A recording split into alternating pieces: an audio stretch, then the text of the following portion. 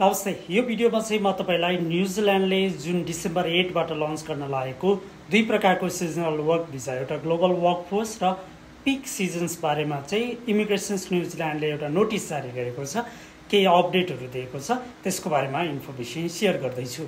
December 8 बाट चाहिँ उनीहरूले दुई प्रकारको भिजालाई लन्चमेन्ट गर्ने भनेर योभन्दा पहिला नै अब उनीहरूले नोटिस निकालिसकेको थियो र यसमा चाहिँ कुन कुन प्रकारको सेक्टरको निम्ति छ भनेर चाहिँ केही नोटिसहरू निस्केको छ।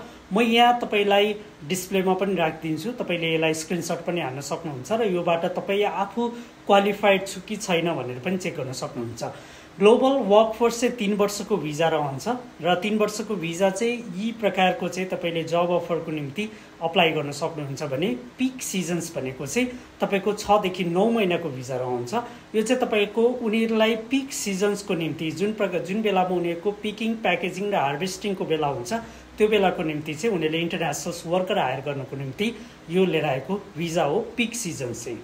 ग्लोबल वर्कफोर्सको लागि भने तपाईसँग लास्ट 6 वटा सिजनमा एटलिस्ट 3 वटा सिजन चाहिँ त्यो रिलेटेड काम गरेको एक्सपिरियन्स हुनुपर्छ र ग्लोबल वर्कफोर्सको निम्ति चाहिँ एग्रिगेटेड इम्प्लोयरले लोकल मार्केटमा कुनै पनि एडभर्टाइजमेन्ट नगरिकन डाइरेक्टली हायर गर्न सक्छ इन्टरनेशनल वर्कर र यो चाहिँ 3 वर्षको भिजा हुन्छ र हरेक वर्षमा तपाईले 3 महिना चाहिँ कन्ट्री आउट अर्थात् न्युजिल्यान्ड छोडेकै हुनुपर्छ। यो चाहिँ 3 वर्षको भिजा हुन्छ र यसको राम्रो पक्ष भनेको तपाईले आफ्नो भिजा क्याटेगोरीलाई गइसकेपछि चेन्ज गर्न पनि सक्नुहुन्छ।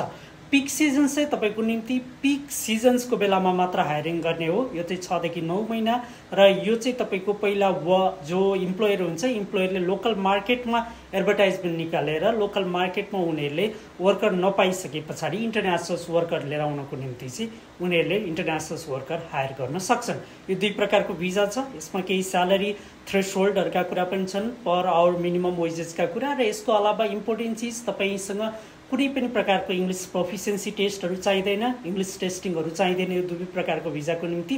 तर तपाईसँग दुईवटा चीज, एउटा हेल्थ र अर्को क्यारेक्टर अर्थात् तपाईसँग मेडिकल टेस्टिङ र पुलिस रिपोर्ट भने आवश्यकता पर्छ।